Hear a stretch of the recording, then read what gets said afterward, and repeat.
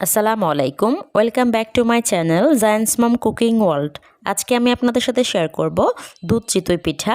শীতকালে কিন্তু কম বেশি সবার বাসাতেই দুধ চিতই পিঠা তৈরি করা হয়, তাই আমিও তৈরি করেছি, তাই আপনাদের সাথে আমি শেয়ার করছি। শুকনো চালের গুঁড়ো দিয়ে কীভাবে এই দুধ চিতই পিঠাটা তৈরি করবেন তার রেসিপি আমি আপনাদের সাথে শেয়ার করছি। এখন আমি একটি বাটিতে নিয়ে নিচ্ছি প্রায় 2.5 কাপের মতো শুকনো চালের গুঁড়া। এখন আমি এর মধ্যে দিয়ে দিচ্ছি কিছুটা পরিমাণ লবণটা আপনারা স্বাদ মতো দেবেন। লবণ ও চালের গুঁড়া আমি এখন খুব ভালোভাবে মিশিয়ে নিব। মিশিয়ে নেওয়া হয়ে গিয়েছে। এখন আমি এর মধ্যে দিয়ে দিচ্ছি কুসুম থেকে একটু গরম হবে পানি। একটু পানি দিয়ে আমি একটি ডো বানিয়ে নিব এবং হাত দিয়ে খুব ভালোভাবে কষলে আমি ডোটা বানিয়ে নিব। চালের গুঁড়োর এই ব্যাটারটা বানানোর জন্য যতটা সম্ভব আপনারা হাতের ব্যবহার করবেন। আগের দিনে মানুষেরা কিন্তু এভাবে হাতের ব্যবহার করতো। আমি প্রায় 20 মিনিট এভাবে মধ্যে নিয়েছি। এখন আমি এটা 2 ঘন্টার জন্য রেস্টে রেখে দিব। এদিকে একটি প্যান নিয়ে এর মধ্যে আমি নিয়ে নিচ্ছি 2 লিটার লিকুইড দুধ। আমি এখানে ফুল ক্রিম লিকুইড দুধ নিয়েছি। আপনারা এখানে অবশ্যই ফুল ক্রিম লিকুইড দুধটা নেওয়ার চেষ্টা করবেন, তাহলে পিঠাটা খেতে বেশি ভালো লাগবে। আবার ইচ্ছা করলে আপনারা এখানে গুঁড়ো দুধও অ্যাড করতে পারেন, তাহলে ঘনত্বটা একটু বেড়ে যাবে। এখন আমি একটু নেড়ে ছেড়ে নিচ্ছি। এখন দিয়ে দিচ্ছি 2টা সাদা এলাচ, তাহলে খুব ভালো একটা ফ্লেভার বের হবে। চিতই পিঠার এই দুধের যে মিশ্রণটা থাকে এটা কিন্তু খুব বেশি মশলা দেওয়ার প্রয়োজন নয়। দিয়ে দিচ্ছি স্বাদমতো লবণটা আপনারা ইচ্ছা অনুযায়ী অ্যাড করতে পারেন, আবার নাও অ্যাড করতে পারেন। মিষ্টি খাবারে লবণ না দিলেও চলে, তবে দিলে আমার কাছে মনে হয় একটু অ্যাডজাস্ট হয়। এখন আমি একটু নেড়ে ছেড়ে দুধটা জাল করে নিব কিছু সময় আমি জাল করে নিয়েছি। এখন আমি এখানে দিয়ে দিচ্ছি খেজুরের গুড়। আমি এখানে পাটারি গুড়টা নিয়েছি। আপনারা অবশ্যই ভালো মানের খেজুরের গুড় নেওয়ার চেষ্টা করবেন, তাহলে দুধ কেটে যাওয়ার ভয় থাকবে না। এখন আমি একটু নেড়ে ছেড়ে মিশিয়ে নিচ্ছি। কিছুক্ষণ আমি জাল করে নিয়েছি। এখন আমি একটি চামচ তুলে চেখে দেখব মিষ্টিটা ঠিকঠাক আছে কিনা, না হলে আরও অ্যাড করব। আর ঠিকঠাক আছে। আমি একটা সাইডে এখন নামিয়ে ঢাকনা দিয়ে ঢেকে রেখে দিব যাতে ঠান্ডা না হয়ে যায়।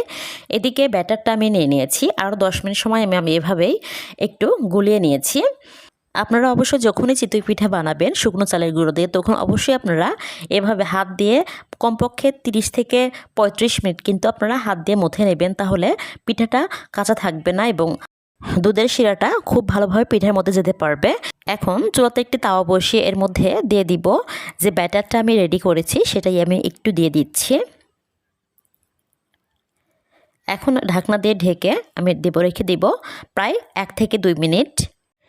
2 মিনিট পর ফিরে এসেছি, ঢাকনাটা উঠিয়ে নিয়েছি। দেখতেই পাচ্ছেন পিঠাটা কতটা সুন্দর হয়েছে, একদম ফুটো হয়েছে। এরকম হলে কিন্তু পিঠাটা ইজিলি দুধের মধ্যে ভিজে যাবে। স্টিলের এই প্যাচুলা দিয়ে এভাবে চাপ দিলেই পিঠাটা উঠে আসবে। দেখতেই পাচ্ছেন কতটা সুন্দর হয়েছে। পিঠার পেছন সাইডটাও দেখাচ্ছি, দেখতেই পাচ্ছেন। আপনারা যদি আমার চ্যানেলে নতুন হয়ে থাকেন প্লিজ সাবস্ক্রাইব করবেন।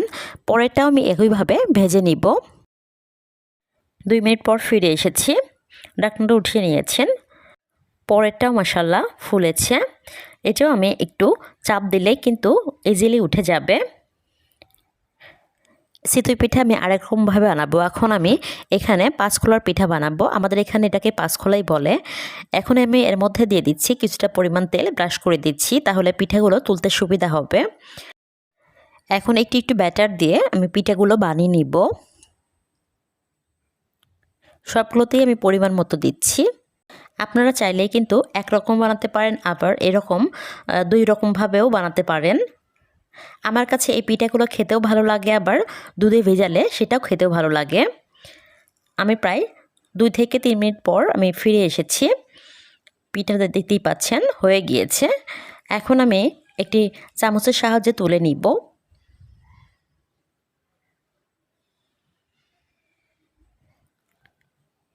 এই পিঠাটা খেতে কিন্তু একটু মুচমুচে হয়। আপনারা ইজিলি এই পিঠাগুলো বানিয়ে নিতে পারেন। দেখতেই পাচ্ছেন এর পেছন সাইডটা কেমন হয়েছে দেখাচ্ছি। সবগুলো পিঠা আমি বানিয়ে নিয়েছি। আমি যে দুধটা রেডি করে রেখেছিলাম সেটা এখন নিয়েছি। এটা কিন্তু এখানে এখনও গরম আছে। আমি একে একে বড় পিঠাগুলো দিয়ে দিব। এখন দিয়ে দিচ্ছি কিছুটা পরিমাণ আমি নারকেল কোড়া দিয়ে দিব, তাহলে খেতে খুব বেশি ভালো লাগবে। আপনারা ইচ্ছে করলে যে ব্যাটারটা তৈরি করেন তখনও দিতে পারেন, তবে আমি এখানে দিয়েছি।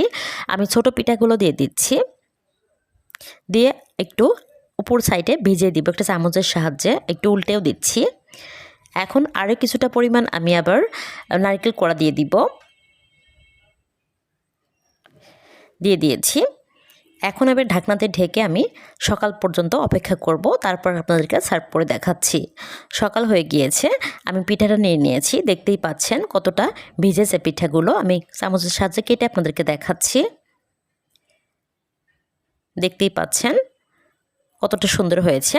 আমার ভিডিওটি ভালো লাগলে প্লিজ লাইক কমেন্ট শেয়ার করবেন, আর যারা আমার চ্যানেলে নতুন তারা প্লিজ আমার চ্যানেলটা সাবস্ক্রাইব করবেন, আর যারা অলরেডি সাবস্ক্রাইব করেছেন তাদেরকে অসংখ্য অসংখ্য ধন্যবাদ। সবাই খুব ভালো থাকবেন। আসসালামু আলাইকুম।